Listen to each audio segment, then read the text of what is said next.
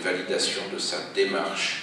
C'est ça qui permet à l'enfant de se construire. C'est une validation de sa démarche qui donc, à travers le lien, lui confirme ce qu'il est. Et là, il peut se construire. Et du coup, on peut redéfinir le cycle de l'autonomie. Tout le monde repère ça. Dépendance, contre-dépendance, indépendance, interdépendance. Et du coup, le cycle de l'autonomie peut se nommer tout à fait d'une façon précise. Fusion, séparation, contrôle, autonomie. Nous parlons exactement de la même chose, en l'imaginant à travers le lien. Mon idée est que dans le travail de relation d'aide, et à des moments répétés dans le travail de psychothérapie, la posture parentale du thérapeute est appelée exactement sur ce terrain. Pas seulement pour résoudre un symptôme, pour le comprendre, lui donner un sens ou une intelligence, mais de façon sous-jacente, de façon plus profonde, pour refaire ses apprentissages. Les apprentissages de codes de communication.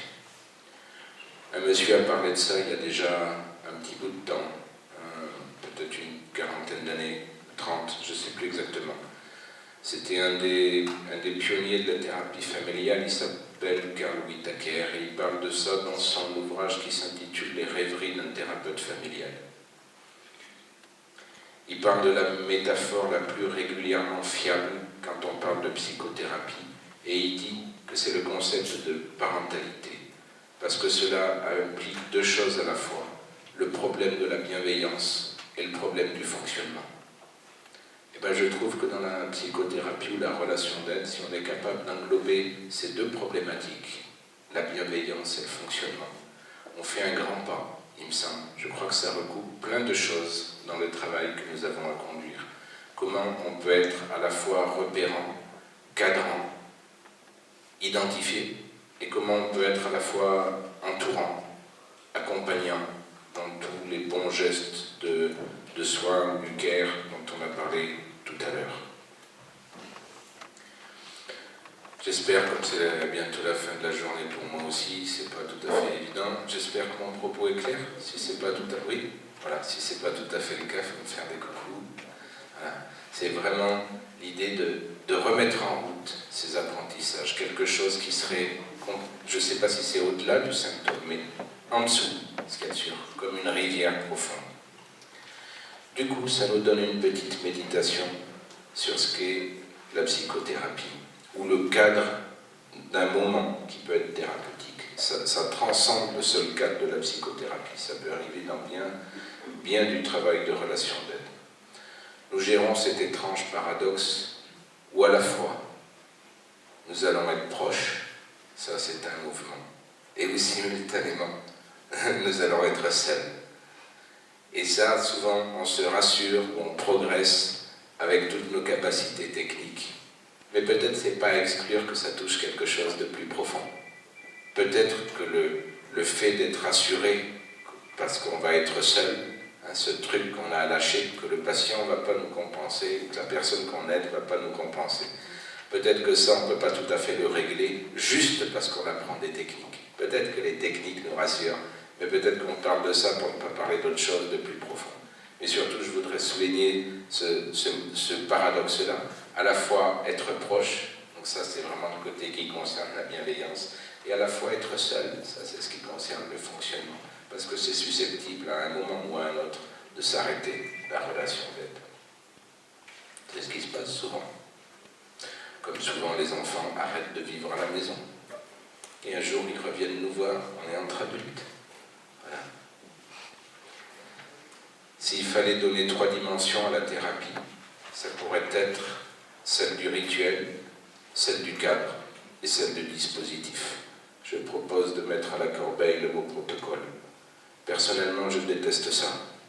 C'est comme s'il y avait l'idée que les gens allaient rentrer dans le truc, une fois que c'est bien commode, parce qu'on a intégré en tant que professionnel l'outil.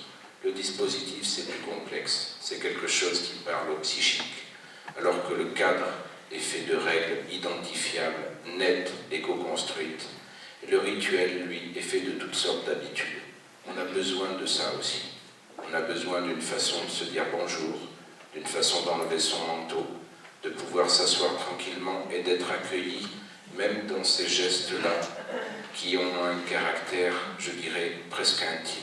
Si vous y faites attention, on n'est pas si nombreux que ça à mettre ou enlever notre manteau exactement de la même façon.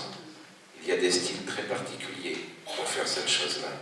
Voilà. Et c'est quelque chose, la plupart du temps, qu'on ne fait que dans un cadre assez privé ou avec les personnes qu'on voit tous les jours comme nos collègues. Et là, d'un coup, ça peut se passer aussi dans la relation d'aide. Et c'est bien que ce truc-là soit tranquille. Au fond, tout ce qui est technique dans la relation d'aide, ça a à voir avec le contrôle du réel. Tandis que tout ce qui est clinique a à voir avec l'expérience de relation qu'on va proposer. Et je crois réellement qu'on a affaire à cette dimension de parentalité quand on accompagne de façon profonde dans la remise en route de l'intégration, de l'acquisition de ces codes de communication dont j'essaye de parler. Il me semble que ça fait un sacré point commun avec la parentalité, sans penser qu'on devient le parent de la personne qu'on aide. C'est ça qui est vraiment délicat au fond. Je crois que souvent on se bat avec ce truc et on cherche à en évacuer une partie.